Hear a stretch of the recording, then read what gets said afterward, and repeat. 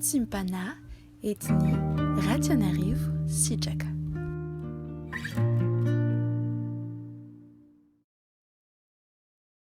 Louez l'Éternel, vous toutes les nations, célébrez-le, vous tous les peuples, car sa bonté pour nous est grande et sa fidélité durera toujours.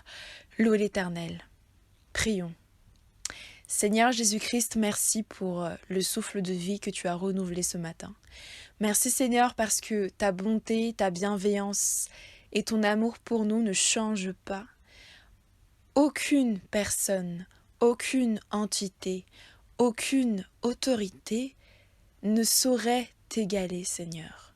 Merci parce que tu es bon, miséricordieux et juste, et que chaque jour de notre vie, Seigneur, sur la terre des vivants, nous pourrons voir et nous verrons encore ta grâce et ta bonté s'exprimer à travers les circonstances que nous traversons, à travers les personnes qui nous entourent, à travers ta parole, à travers ta voix que nous entendrons, à travers nos émotions, nos sentiments. Nous croyons, Seigneur, que tout ce qui nous concerne continuera de voir, Seigneur, ta grandeur. Merci, Seigneur, car tu sièges au milieu des louanges d'Israël et au milieu des louanges des enfants de Dieu. En ton nom, Seigneur Jésus-Christ, nous prions. Amen. Que la grâce et la paix de notre Seigneur Jésus-Christ nous soient adressées en ce jour à chacun d'entre nous, ici présents. Le thème de ce jour est la louange à Dieu pour sa miséricorde et sa bonté. Nous allons ouvrir notre Bible dans Psaume chapitre 118, versets 1 à 10. Psaume chapitre 118, versets 1 à 10. Au nom de Jésus, louez l'Éternel car il est bon, car sa miséricorde durera toujours. Qu'Israël dise, car sa miséricorde durera toujours. Que la maison d'Aaron dise, car sa miséricorde durera toujours. Que ceux qui craignent l'Éternel disent, car sa miséricorde durera toujours. Du sein de la détresse, j'ai invoqué l'Éternel. L'Éternel m'a exaucé, m'a mis au large. L'Éternel est pour moi, je ne crains rien. Que peuvent me faire des hommes? L'Éternel est mon secours, et je me réjouis à la vue de mes ennemis.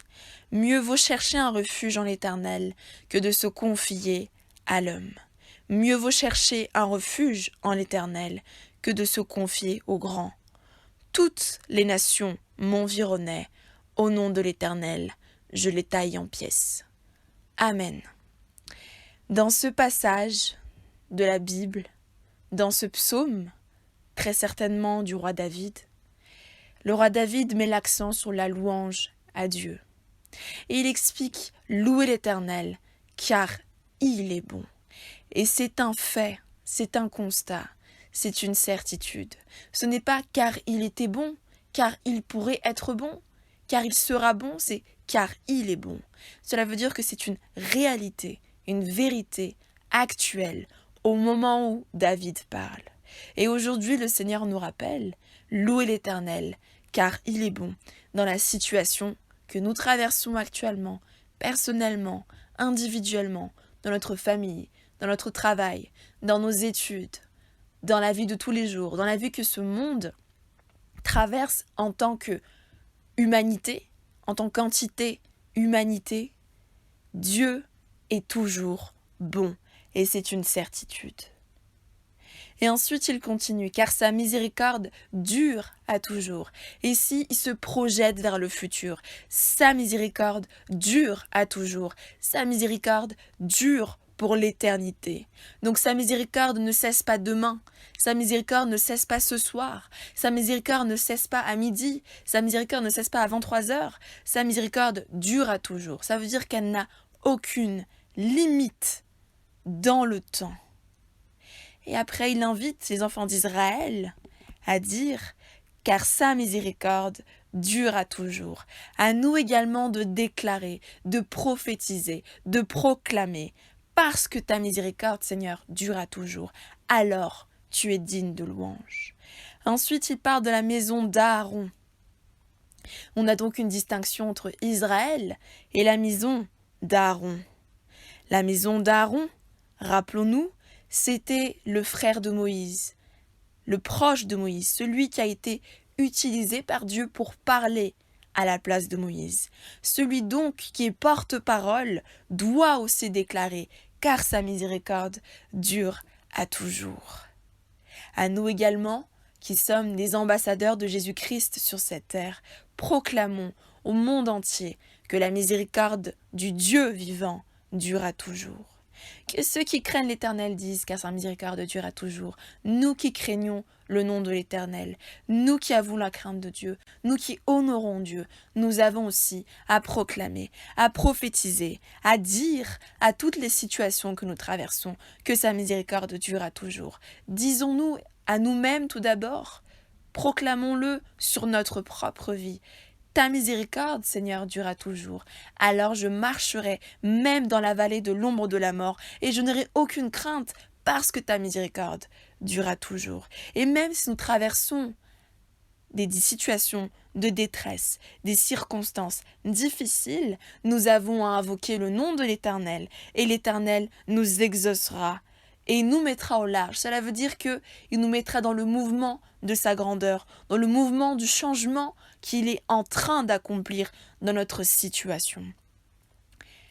Sans parler seulement de nos situations personnelles, ici le Seigneur parle aussi de la situation que traverse ce monde. Vous n'êtes pas sans le savoir, mais ce monde est en train de traverser une situation extrêmement troublante, une situation perturbante. Et beaucoup de chrétiens, et j'en fais partie, nous pensons que nous sommes déjà en train de vivre l'apocalypse de Jean, ou du moins une très grande répétition. Et c'est pour cela que David dit que l'Éternel est mon secours, l'Éternel est ton secours, même si ce monde est en train de traverser quelque chose de révolutionnaire, quelque chose qui ne s'est jamais passé auparavant, qui marquera probablement la fin de ce monde. Quand nos ennemis se dresseront devant nous, alors, dans cette épreuve que nous traversons, nous allons nous réjouir. Pourquoi ? Pas parce que nous sommes plus forts, pas parce que nous sommes plus malins, pas parce que nous aurons telle ou telle possibilité matérielle pour nous battre contre nos ennemis, ou une quelconque malice, mais nous pouvons nous dresser face à nos ennemis parce que l'Éternel est bon et que sa miséricorde dure à toujours.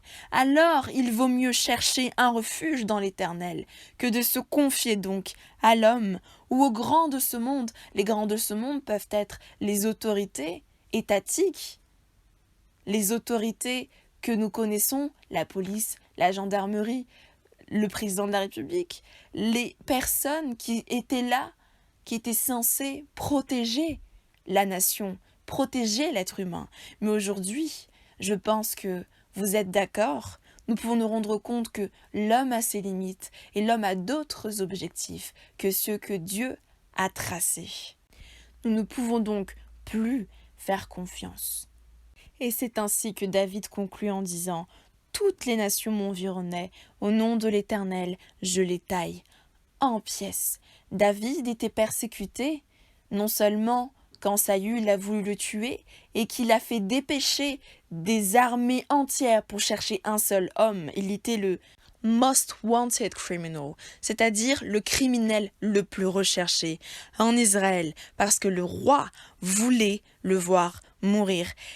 Et David ici fait écho à cette période difficile de sa vie et rappelle également que même si ce sont des nations entières qui viennent alors l'environner pour l'attaquer, pour l'attraper, au nom de l'Éternel, il les taille en pièces. Nous également, les ennemis qui se dresseront devant nous, ceux que le malin auront envoyés, on ne va pas être ennemis à leur égard, mais nous avons à nous battre contre les esprits qui sont derrière.